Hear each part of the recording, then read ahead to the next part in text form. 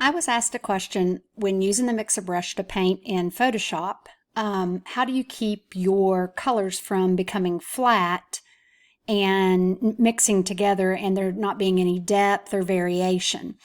This cat was requested specifically by that person. I told them I would paint something for them to see.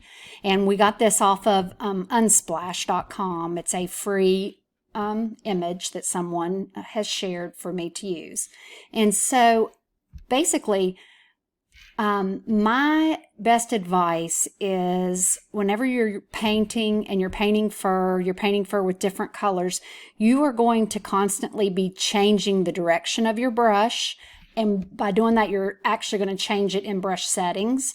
And then you're also going to be changing the direction of your brush tip, the size of your brush. But then you're also going to be adding color. And I'm going to show all three of those things. This cat I did already paint today, just as an example. I will show. Yeah, this is the cat after I painted it. And then if I were to do a cropping, not everybody wants a full body. They want it to be cropped closer to the face. There's the crop. I'll take these off so you can see. So this, and I'm going to zoom in,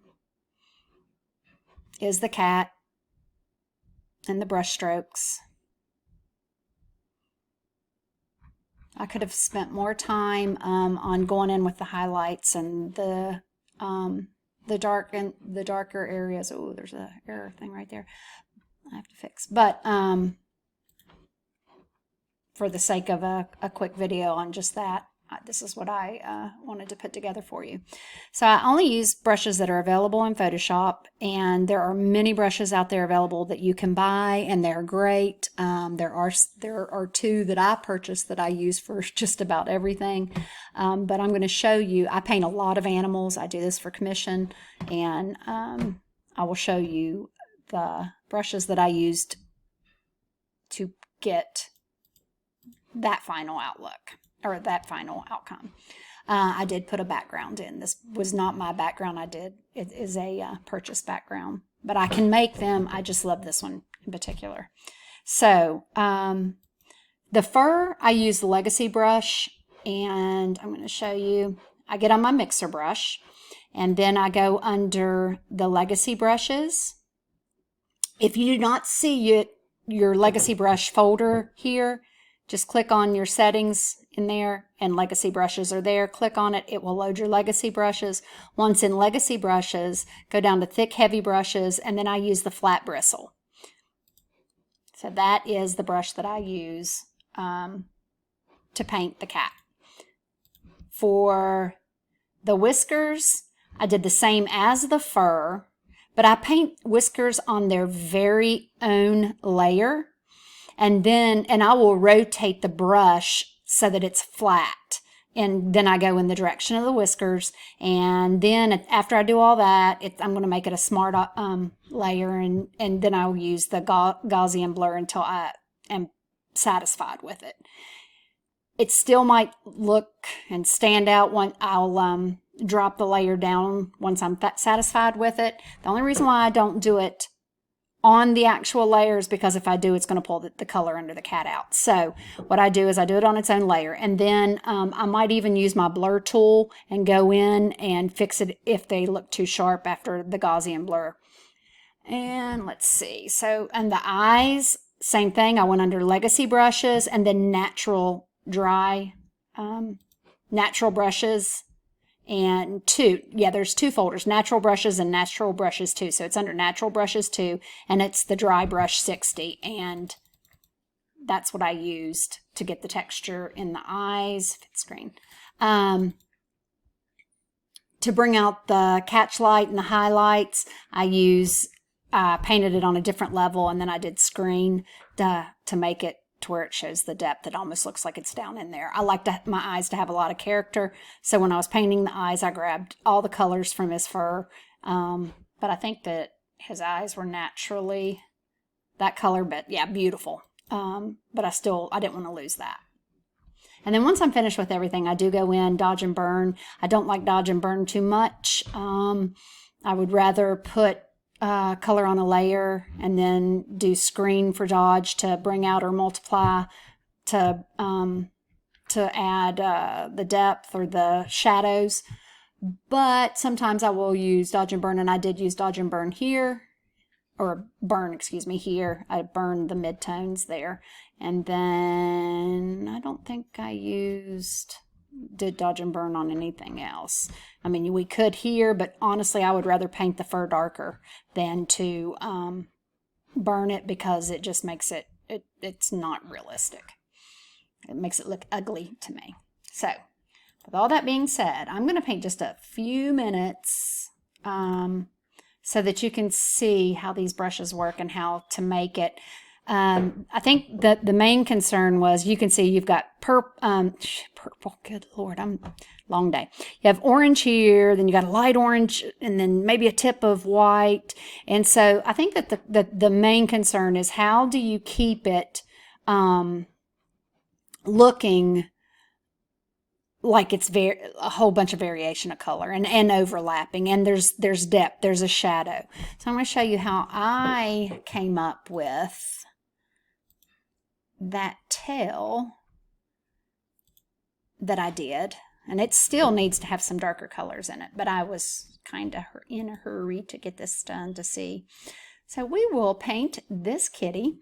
Now, when I paint, I'll always copy my background layer. I keep my background as the original so that I can cut this on and off, whatever I'm painting on and off, to make sure that I don't lose the cat or whatever the character is of the animal.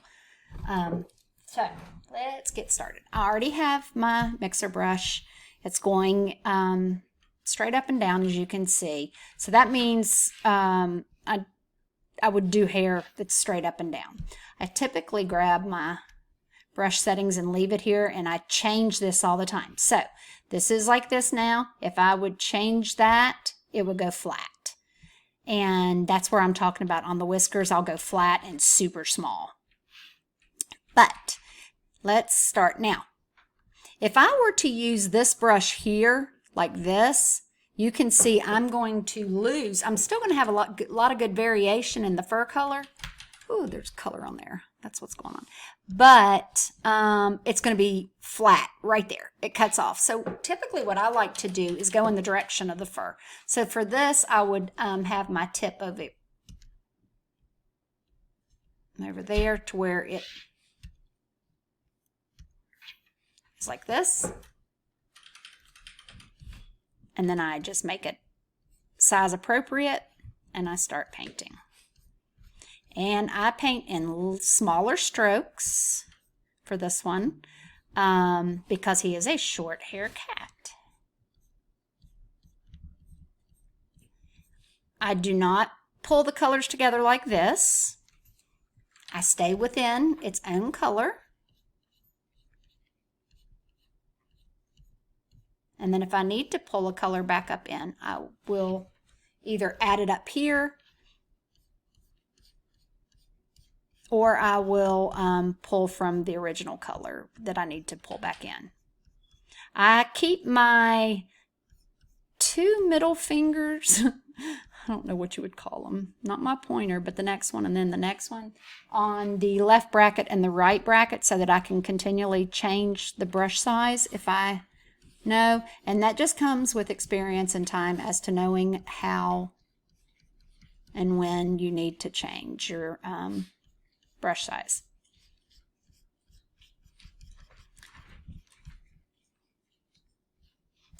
Okay, so I'm going to show you.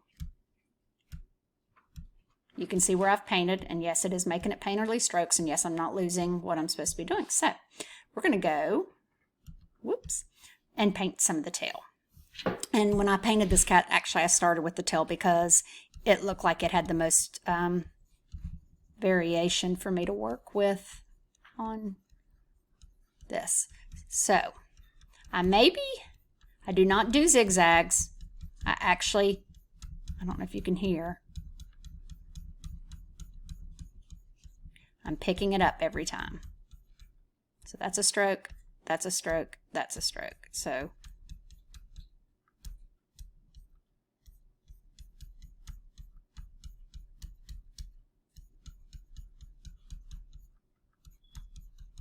I might be painting from right to left. I might be painting from left to right. It depends on what I see. That just came with experience over time. I have painted over the years hundreds and hundreds, we'll put it that way, of animal portrait commissions.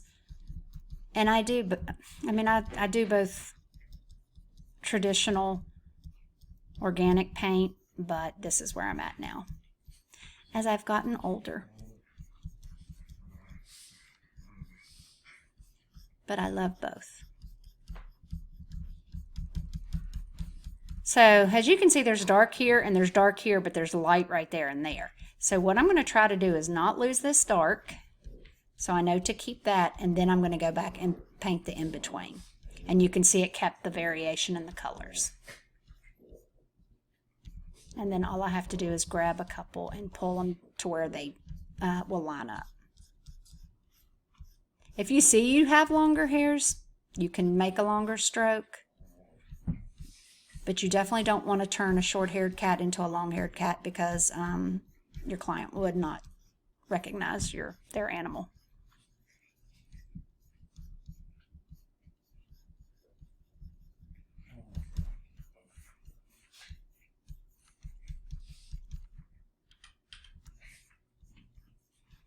Getting to know your brushes is probably the biggest and best advice I can give you. Any artist, when I paint wet paint, I am very picky. My children know which brushes of mine not to touch or not to borrow. So I'm the same way with my Photoshop brushes. I had to paint a lot to learn which ones I absolutely love and how to use them. For the most part, I don't change brushes too much. Like I said, I have 2 brushes and I know what they do, and I know the changes that I need to make in brush settings continually for whatever the need is. So I can get by on 2 brushes. And the same thing with my wet traditional painting. I hate to clean my brushes. So I am going to get by with using as few brushes as I possibly can. So I'm going to learn how to use them, how to turn my brush, how to make that work. Okay, so with this right here, you can see a good variation of the colors laying side by side. What I want to do is show you how to darken to add a little bit more depth where it needs to be. I guess I'll stop right here and do it. Okay. So, say I think this area is kind of flat, even though I know it's the focus. I want to add a little bit more dark paint through here. So what I'm going to do is grab this, and I'm going to tell it I want it to be that color. Am I okay with that color? Right there. And then I'm going to tell it to load the brush. Its mix is at 0, so that means it's going to put a whole lot of that color on this brush, and I am going to paint that color in here.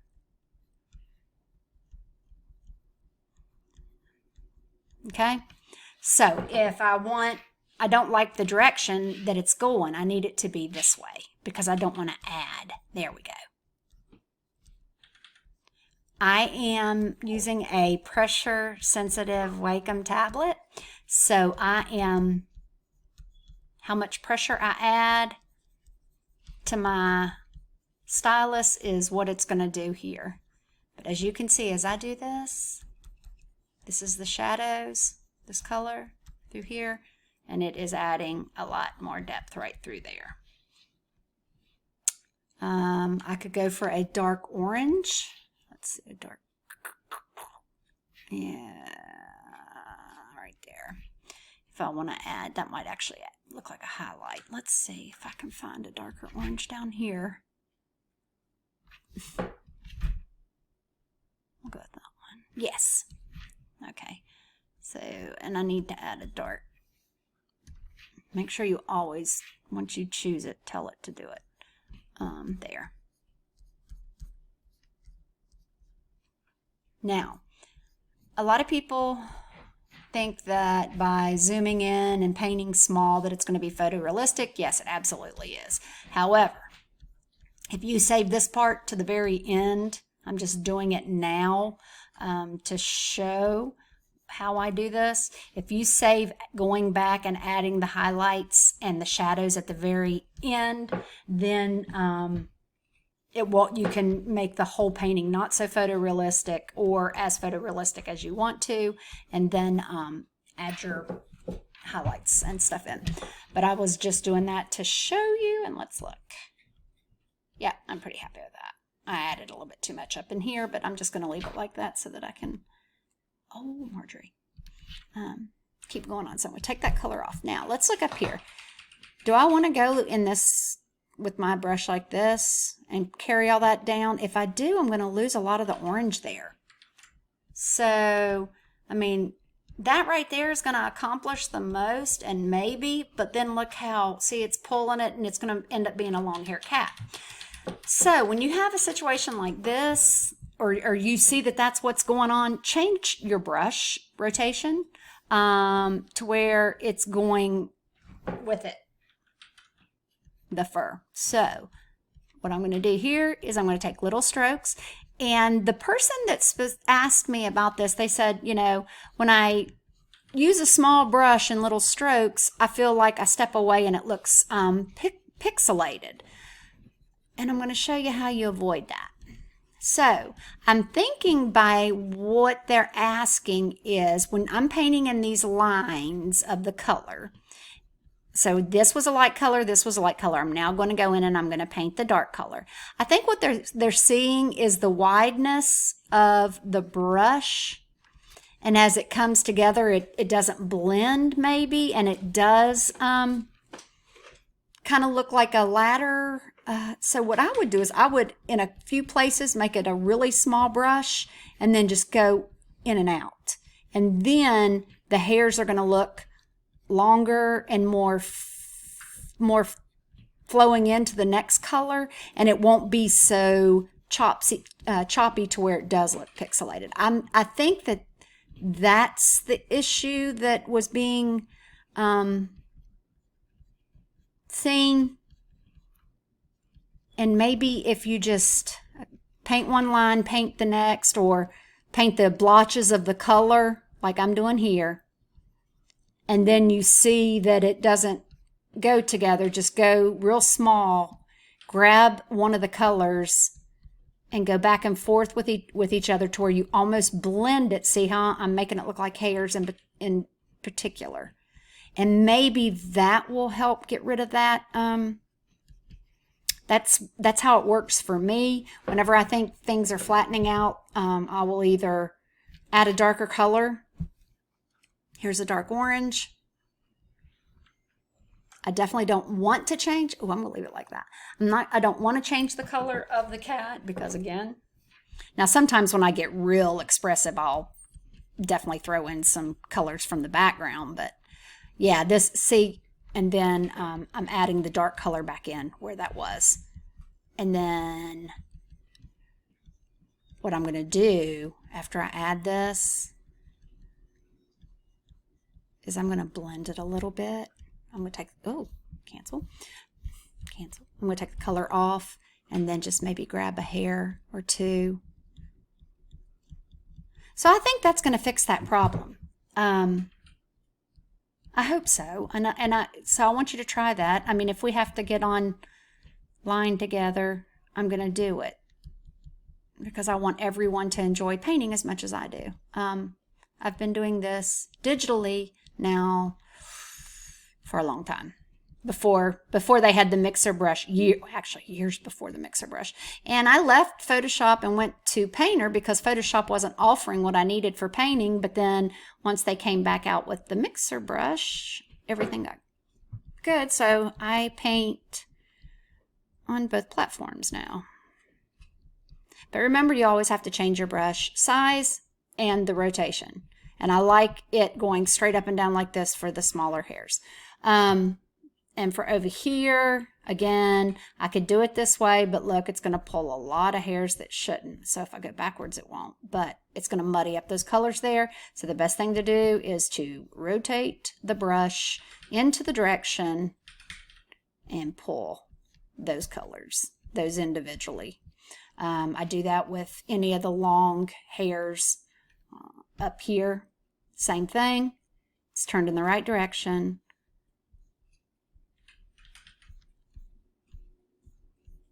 And one of the problems you're going to run into with when there's shadows like the different color, the grays, you're going to run into it definitely making it the wrong color. So you might want to just get a dark cream, and I'll show you.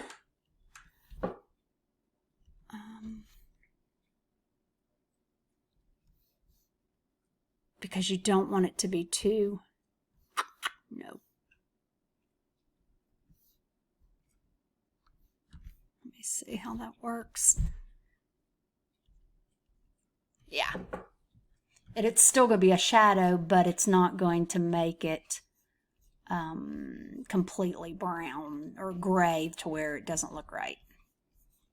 And right here, I'm barely touching.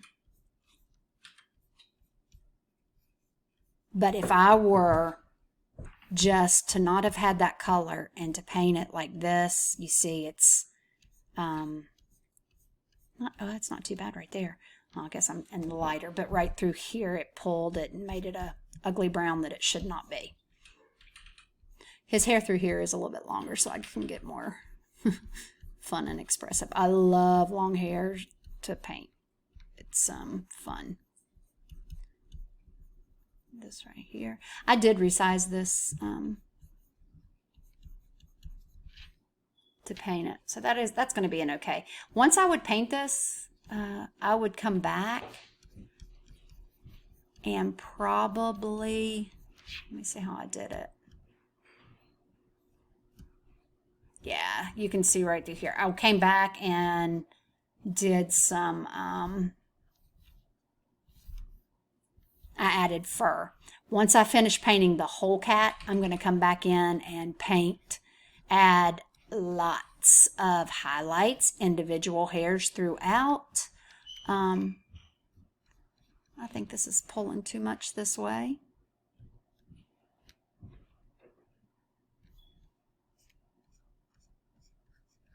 I pulled from up there. Yeah. So anyway, I hope that this helps. I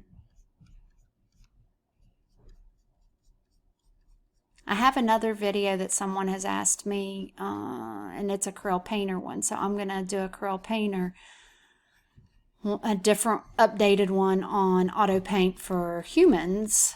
So that's coming up soon.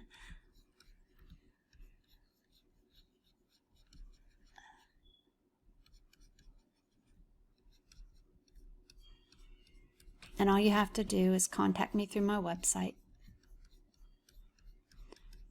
And I have been really good about responding to everybody. I will say one thing here. When I do whiskers, and I am missing spots, make sure when you paint every single pixel, because as you can see, I've got some spots that missed, and I find them at the end. But when I paint whiskers, when I paint animals with whiskers, I remove the whiskers, because otherwise if I come up here to paint, it's going to pull that bright white, and I don't want it to. So I will remove them so that it's only pulling the right colors, or I will paint the right colors in, whatever, so that it does not add something there that's not supposed to be, and then I put the whiskers back in when I paint them. So I do want to mention that. So let's take a look at how this is doing so far. But as you can see, it's just, I'm staying within each color by itself. I'm still having multiple colors. I'm still having some that have multiple, like the lights and the darks and the whites. I'm still having those. And it all has to do with the size of my brush, the way I'm touching, and the direction of the brush. You just have to do it several times and get to know it and get the feel for it. So if you got any more questions, I hope this helps. If you have any more questions, let me know. I'm going to show you real quick. This is definitely going to be very photorealistic. Ooh, not him. I'm going to show you this one. So this was my painting, and there is the cat. So I think that he looks good either way. He is still very photorealistic. There's many ways that I can get rid of that, but I was wanting to do this one this way because of the question. So if you have any questions, just let me know, and you can feel free to visit my website. I'm also on all kinds of social media for samples of what I do. If you got any questions, let me know. Happy painting!